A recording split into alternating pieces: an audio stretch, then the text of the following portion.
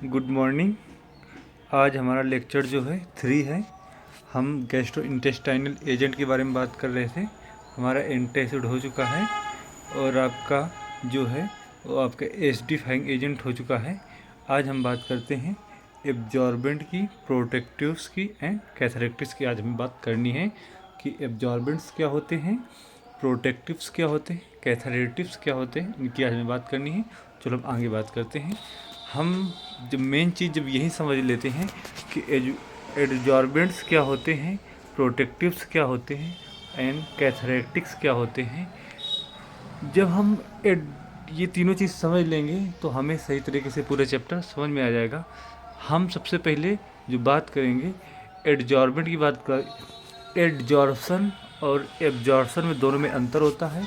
ए और डी का फ़र्क होता है यहाँ पे। हाँ, एब्जॉर्प्शन अलग होता है, एब्जॉर्प्शन अलग होता है। हम बात करते हैं एब्जॉर्प्शन और एब्जॉर्बेंट में क्या अंतर होता है, इन दोनों में अंतर करते हैं। हम जो तौलिया होती है वो जब हम नहा के खड़े होते हैं, जब उससे पोंछते हैं तो वो हमारा एब्जॉर्प्शन काम करती है। मतलब वो अपने ऊपर जो अंदर है पानी को सोख लेती है, जिसे को एब्जॉर्प्शन कहा जाता है। जबकि एब्जॉर्प्शन में क्या होता है, जो ये मॉलिक्यूल्स होते हैं उसके अंदर ना होके उसके बाहरी सतह पे चिपक जाते हैं। इस तरीके से जो इसमें होते हैं, जैसे पानी के मॉलिक्यूल्स हैं, ये सब ये क्या करते हैं, जैसे ये पानी के मॉलिक्यूल्स हैं, ये यहाँ पे बाहरी सतह पे ना चिपक के अंदरी सतह पे चिपक जाते हैं। जबकि एब्जॉर्प्शन ये नहीं होता है। जो कि एब्जॉर्बेंट होते हैं उनकी बाहरी सतह पे एक लेयर सा बन जाता है। एब्जॉर्प्शन और बच्चे इसी में कंफ्यूज रहते हैं। एब्जॉर्प्शन और एब्जॉर्प्शन दोनों में कंफ्यूज रहते हैं। उनको लगता है दोनों एक शब्द हैं, लेकिन जबकि दोनों में बहुत धरती आसमान का अंतर है। ठीक है, एब्जॉर्बेंट्स की बात हम कर चुके हैं। अब हम बात करते हैं प्रोटेक्टिव्स क्या होते हैं।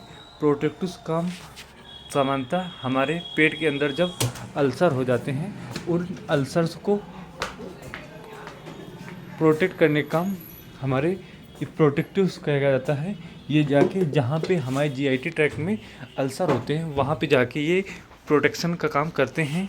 जब हम कैथरेटिक्स की बात करते हैं, कैथरेटिक्स हमारे बॉडी के अंदर क्या करते हैं, कैथरेटिक्स हमारे बॉडी के अंदर सामान्यतः ये जाके वहाँ पे जो हमारे अंदर जो मल होता है, पोटी होती है, वहाँ पे जाके ये पानी की मात्रा बढ़ा देते हैं, जिससे कि हमारा पेट सही तरीके से सफ़ा हो सके।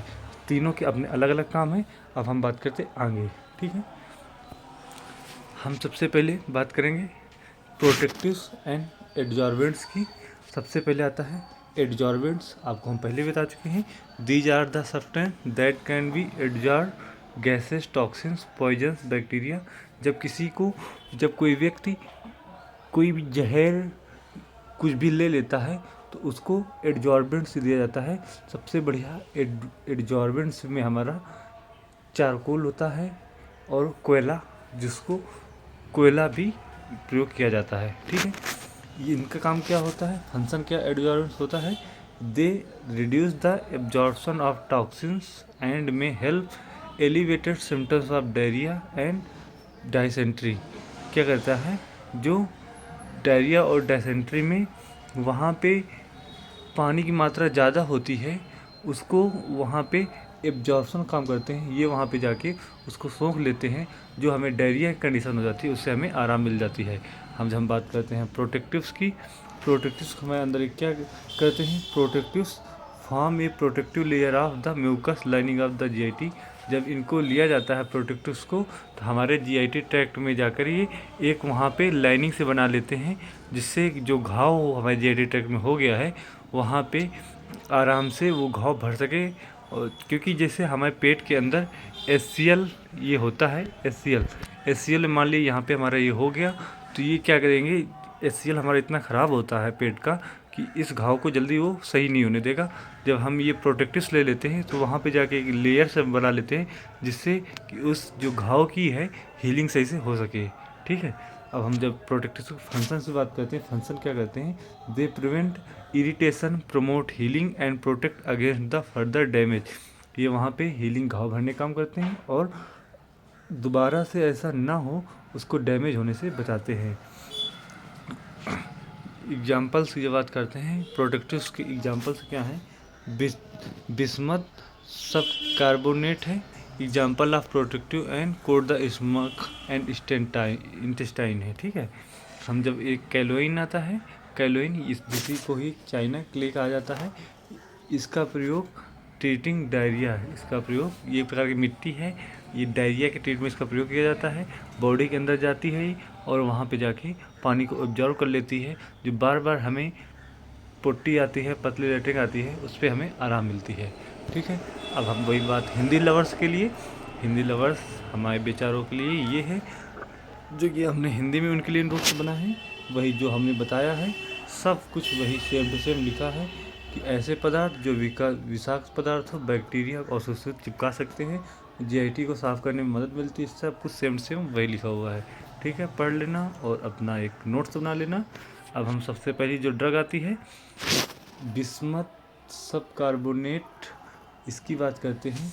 Basic bismuth carbonate with the molecular formula, जो बिस्मथ का BiO मतलब होता है इसका बिस्मथ, ऑक्सीजन ग्रुप लगा है तो ऑक्सी, ये क्या लिखा है कार्बोनेट, इसको हम क्या कहेंगे बिस्मथ ऑक्सी कार्बोनेट कहेंगे इसको। ठीक है, बिस्मथ ऑक्सी कार्बोनेट BiO का होल ट्वाइस इंटू CO3, इसको बिस्मथ ऑक्सी कार्बोनेट कहा जाता है।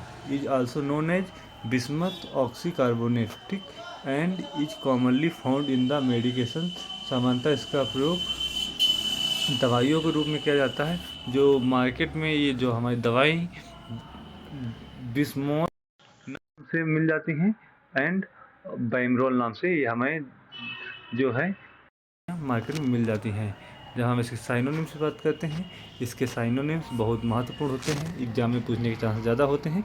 जिसे बिस्मथ ऑक्सी कार्बोनेट, बिस्मथ सब सैलिसाइलेट एक्टिव इंग्रेडिएंट होता है जो पेप्टिव बिस्मॉल का, एंड पिंक बिस्मथ जिसे जेनरिक नाम बिस्मथ सैलिसाइलेट होता है। ठीक है, हम जब बात करते हैं आगे इसकी, बिस्मथ सब कार्बोनेट के जो हैं ब्रांड नेम का किस किस नाम से ये बाज़ार में मिल जाती है, बिस्मॉल नाम से मिल जाती है, पेप्टो बिस्मॉल और अन्य नाम से ये भी मार्केट में हमें मिल जाती है। जिसका केमिकल फार्मूला ये है जिसकी हम पहले बात करते हैं, बिस्मथ ऑक्सी कार्बोनेट। क्या इसको कहेंगे बिस्मथ ऑक्सी कार्बोनेट। ठीक है, एग्जाम में पूछ सकते हैं इसको। जब इसकी प्रॉपर्टीज की बात करते हैं, पीले कलर का होता है ये। ऑर्डर की बात करते हैं, ऑर्डरलेस होता है। टेस्ट की बात करते हैं, टेस्टलेस होता है। स्टेट मतलब किस प्रकार किस रूप में पाया जाता है, क्रिस्टलिन रूप में पाया जाता है।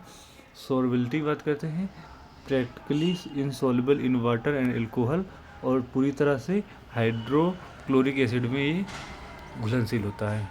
जब इसको स्टोरेज की बात करते हैं, airtight and resistance container, light resistance जो कंटेनर है उसमें इसका प्रयोग इसको किया जाता है। जब इसको यूज की बात करते हैं, बस सब कुछ यूज वही लिखना है जो अभी तक बताते जा रहे हैं। Relieve symptoms of upset stomach as heartburn, indigestion and nausea, जिसी को जी मिचला रहा हो, हार्ट मतलब सीने में जलन हो रही हो, इनडाइजेशन हो रहा हो मतलब कि भोजन का सही तरीके से डाइजेशन ना हो, तब इसका प्रयोग किया जाता है। ओकेशनल डायरिया, जब कभी कभार किसी को डायरिया हो जाता है तब भी इसका प्रयोग किया जाता है। May be use to treat the prevent travellers diarrhoea, जो ट्रेवल्स करते हैं उनको डायरिया हो जाता है उसमें इसका प्रयोग किया जाता है। Can be use along with antibiotic, इसका एंटीबायोटिक साथ भी इसका प्रयोग किया जाता है। जिसके हम ब्रांड्स की बात करते हैं, अभी बात किए थे हम पेप्टो बिस्मॉल नाम से रेलेक्जा नाम से ये मार्केट में मिल जाती है हमें। ठीक है, जब हम बात करते हैं कैओलिन की, कैओलिन को भी चाइना क्ले कहा जाता है। चाइना क्ले मतलब होता है ये चीन में, ये मिट्टी जो चीन में पाई जाती है।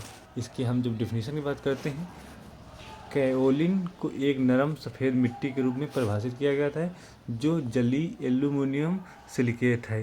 मतलब इसमें H2O मिला हुआ होता है, जो इसका फार्मूला होता है Al2O3 इंटू 2 सिलिकॉन मतलब SiO2 इंटू 2H2O। जो 2H2O होता है यही इसका हाइड्रेटेड रूप है।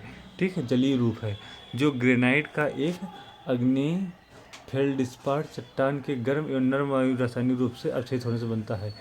जब इसका डिकम्पोजिशन होता है तभी ये बनता है। ठीक है, जब इसका समानार्थी शब्द की बात करते हैं, चाइना को ही कायोलिन कहा जाता है।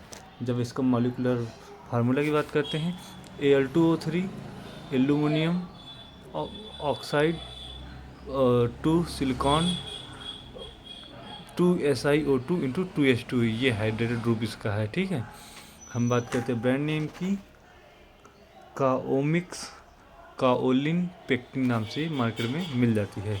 जब इसकी हम प्रॉपर्टी की बात करते हैं, वाइट क्रिस्टल वाइट रूप में मिलता है हमें।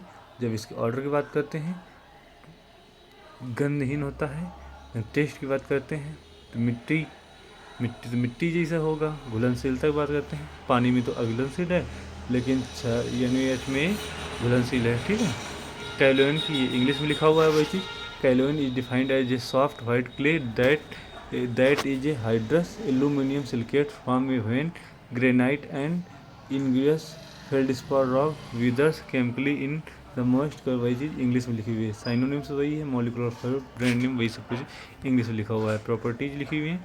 जब हम कायोलिन की यूज की बात करते हैं, कायोलिन का यूज किया गया जाता है, ये जब इसका जो मिट्टी काम होता है एब्जॉर्व करना, ये हमारे पेट के अंदर जाती है और वो जाके वहाँ पे जो पानी की अधिक मात्रा होती है इसके द्वारा एब्जॉर्व कर लिया जाता है और प्रोटेक्टिव के रूप में हमारे बॉडी के अंदर काम करती है।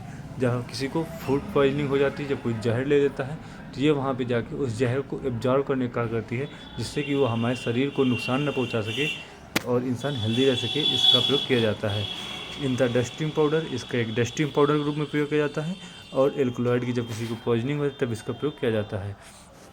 इसकी जो फार्मास्यूटिकल प्रिपरेशन की बात करते हैं तो ये जो कायोलिन का IP में सॉल्यूशन आता है इसका। ठीक है, हम जब बात करते हैं कैथरेटिक्स क्या होता है, कैथरेटिक्स वे होते हैं, हमने बताया था पहले कि जो हमारे बॉडी के अंदर स्टूल में वहाँ पे जाके पानी की मात्रा को बढ़ा देते हैं, हम उनको कैथरेटिक्स के नाम जानते हैं, जिससे कि इंसान सही तरीके से फ्रेश हो सके। ठीक है, कैथरेटिक्स हम जब बात करते हैं, कैथरेटिक्स आल्सो नोन एज पुर्गेटिव्स, इन्हीं को पुर्गेटिव्स कहा जाता है। कैथरेटिक्स को ही लैक्जेटिव्स कहा जाता है। And enemas which are medical agent to use speed up and increase bowel evacuation resulting in defecation, मतलब कि जिससे इंसान सही तरीके से पोटी कर सके, पेट सही तरीके से सफ़ा हो सके, जो कॉन्स्टिपेशन को दिक्कत हो रही है उससे हमें आराम मिल सके, इसलिए इन दवाओं का प्रयोग किया जाता है। Cathartics are medicine that accelerate bowel movements, मतलब ये क्या होती हैं, जो हमारे अंदर पेट GI ट्रैक्ट में एक पेरिस्टाल्टिक मूवमेंट चलती है। जैसे कि पेरिस्टाल्टिक मूवमेंट इस प्रकार से चलती है, इस प्रकार से कॉन्स्ट्रक्शन रिलैक्सेशन, इस प्रकार से हमारे GI ट्रैक्ट में भोजन इस प्रकार से आगे इसमें बढ़ता है। ठीक है, तो इसी को ये बाउल जो मूवमेंट होती है इसको द्वारा बढ़ा दिया जाता है। They are use to clear bowel before surgery, मतलब इसका प्रयोग जब किसी की सर्जरी होनी है, कहीं की पोटी को सफ़ा करना है पेट से, तब इन ड्रग्स को दिया जाता है, जिससे ऑपरेशन कर कोई इनको दिक्कत ना हो। इस वजह से ये ड्रग्स का प्रयोग किया जाता है। कैथरेटिक्स इंक्रीज पेरिस्टाल्टिक बाउल मूवमेंट, वही पेरिस्टाल्टिक बात की थी, जो कि कॉन्स्ट्रक्शन रिलैक्सेशन होता है GI ट्रैक्ट में, जिससे कि पोटी हमारी सही तरीके से सफ़ा हो जाती है। Easy evacuation of bowel laxative considered mild cathartics while purgatives and strong cathartics. Cathartic are use to treat constipation, जो इंसान को कॉन्स्टिपेशन हो जाता है उससे आराम दिलाते हैं। कॉन्स्टिपेशन से ही हमारे पाइल्स की बाद में दिक्कत होती है जाके। ठीक है, cathartic use to different evacuation of hard faecal matter. ठीक, आगे बात करते हैं। वही चीज़ हिंदी में लिखी हुई है, सेम जिसको लिखना है वो लिख सकता है। ठीक है, कॉन्स्टिपेशन में अपनी ड्यूटी, हमें कॉन्स्टिपेशन होता क्यों, हम सबसे 1000 बीमारियों की जो जड़ होती है वो हमारी कॉन्स्टिपेशन ही होता है, जिससे हमें बहुत प्रकार की दिक्कतें होती हैं, मतलब कि फ्रेश होने के बाद जलन होना, ये सब काफ़ी दिक्कतें होती हैं। फ्रेश होने में बहुत दिक्कतें आती हैं। तो उसका रीज़न क्या होता है, जब हम पर्याप्त मात्रा में कभी फाइबर या पानी नहीं लेते हैं, मतलब हम पानी पी नहीं रहे हैं और हमारी बॉडी को पानी की आवश्यकता है, तो बॉडी हमारा कहीं ना कहीं से अपने जो है जो ब्लड का स्तर है उसको मेंटेन करने के लिए आपके जो इंटेस्टाइन है उसको पानी एब्जॉर्व कर लेगा, आपको जो लैट्रिन है वो हार्ड हो जाएगी, आपको कॉन्स्टिपेशन की दिक्कत हो जाएगी। ये तुम फिजिकल एक्सरसाइज कम कर रहे हो तब भी दिक्कत हो जाती है। इमोशनल टेंशन, जब ज़्यादा टेंशन ले रहे हो तब भी दिक्कत हो जाती है। जब पेट में स्पाज्म होता है तब भी दिक्कत होती है। इन्वायरमेंटल चेंज के मारे दिक्कत भी हो जाती है। और कभी कभी देखते हो कि जब कोई तुम ड्रग खाते हो तब भी कॉन्स्टिपेशन हो जाता है, तब भी आपकी लैट्रिन सूख जाती है। ठीक है, ये इसका रीज़न हो जाता है कॉन्स्टिपेशन का। हम जब कॉन्स्टिपेशन से राहत के लिए कौन से हम ड्रग प्रयोग करते हैं, सबसे पहले ड्रग की बात करते हैं हम sodium potassium titrate. Sodium potassium titrate also known as Rochelle salt which is a white crystalline powder that is used in many food. इसका रोंचले साल्ट जो है इसका नाम होता है सोडियम पोटेशियम टाइट्रेट का। सोडियम पोटेशियम टाइट्रेट का नाम रोंचले साल्ट होता है, जो कि याद रखना बहुत इंपॉर्टेंट है एग्जाम के वास्ते। ठीक है, जिसका साइनोनिम्स है रोचले साल्ट है। प्रॉपर्टीज़ की बात करते हैं, कलरलेस होता है। ऑर्डर की बात करते हैं, ऑर्डरलेस होता है। टेस्ट की बात करते हैं, सैलाइन टेस्ट में होता है। सॉल्बिलिटी की बात करते हैं, इनसॉल्युबल अल्कोहल होता है और सॉल्युबल इन वाटर होता है। स्टोरेज की बात करते हैं, air tight well close container में इसको रखा जाता है। यूज एज कैथलेटिक्स एजेंट के रूप में इसका प्रयोग किया जाता है। ये हमारे पेट में जाके पानी की मात्रा को बढ़ा देता है स्टूल में, जिससे हमें फ्रेश होने में कोई दिक्कत नहीं हो जाती है। ठीक है, हम जब इसकी फार्मूलेशन की बात करते हैं, सोडियम पोटेशियम टाइट्रेट का जो है पाउडर आता है, मार्केट पर फार्मूलेशन है स्पेक्ट्रम नाम से आता है। ठीक है, हम जब बात करते हैं मैग्नीशियम सल्फेट, मैग्नीशियम सल्फेट सबसे ज़्यादा नॉर्मली घरों में भी इसका प्रयोग किया जाता है। जो मैग्नीशियम सल्फेट आता है इसको तुम कहीं भी यूज कर सकते हो। इसको जो ग्लिसरीन आती है उसके साथ तुम इसको मिक्सअप करके जहाँ इन्फ्लेमेशन है वहाँ पे इसको लोग यूज करते हैं। ठीक है,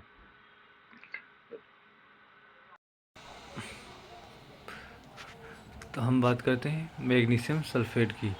मैग्नीशियम सल्फेट का जो फार्मूला होता है MgSO4 होता है, जिसे इप्सम सॉल्ट के नाम से जाना जाता है। ये क्वेश्चन हजारों बार एग्जाम में पूछा जा चुका है। इप्सम सॉल्ट किसे कहते हैं, जो कि मैग्नीशियम सल्फेट को कहा जाता है। मैग्नीशियम सल्फेट को MgSO4 × 7H2O इसका फार्मूला होता है। जब साइनोनिम्स की बात करते हैं, Epson salt and bitter salt के नाम से इसको जाना जाता है। प्रॉपर्टीज कलरलेस होता है, ऑर्डरलेस होता है, बिटर सैलाइन होता है, वाटर में सोल्यूबल होता है और जो एल्कोहल में हल्का सोल्यूबल होता है। ठीक है, जब इसका फार्मूला है, जब इसको 200 अनसेंट्रिकेट से ज़्यादा ताप पे इसको गर्म किया जाता है, तो ये मैग्नीशियम सल्फेट को 200 अनसेंट्रिकेट से तापमान में गर्म किया जाता है, तो मैग्नीशियम सल्फेट और जल में टूट जाता है। ठीक है, जब MgSO4 को गर्म किया जाता है, मैग्नीशियम ऑक्साइड और सल्फर ऑक्साइड में टूट जाता है। इसको जब हम स्टोरेज की बात करते हैं, air tight well close container में इसको रखा जाता है। ठीक है, जब मैग्नीशियम सल्फेट का जब यूज की बात करते हैं, इसको भी कैथलेटिक्स के रूप में प्रयोग किया जाता है। मैग्नीशियम जब किसी को मैग्नीशियम की डिफिशियंसी होती है वहाँ भी इसका प्रयोग किया जाता है। और कोलेसिस्टाइटिस मतलब कि जब किसी को कहीं पे गांठ हो जाती है उसको गलाने का भी ये काम करता है। जब आप फार्मास्यूटिकल फार्मूलेशन की बात करते हैं, मैग्नीशियम सल्फेट की टैबलेट भी आती है, मैग्नीशियम सल्फेट का पाउडर अब आता है जो कि मैग सल्फ नाम से और भी नाम से आता है। मैग सल्फ और सुमैग ये नाम से फार्मूलेशन बाज़ार में उपलब्ध होते हैं। सुमैग आपने बहुत हज़ारों बार यूज किया होगा, जो कि हमारे घरों में नार्मलता यूज किया जाता है, लेकिन फिर भी इसको बिना डॉक्टरी सलाह के उपयोग ना करें। ठीक है, जो मैग सल्फ नाम से ऐसा होता है। इसमें देखो आपका मैग्नीशियम सल्फेट और यूरिया और सल्फासेटामाइड जो कि सल्फा कैटेगरी की ड्रग होती है, ग्लिसरीन ब्लेड साथ इसको यूज किया जाता है। ठीक है, थैंक यू।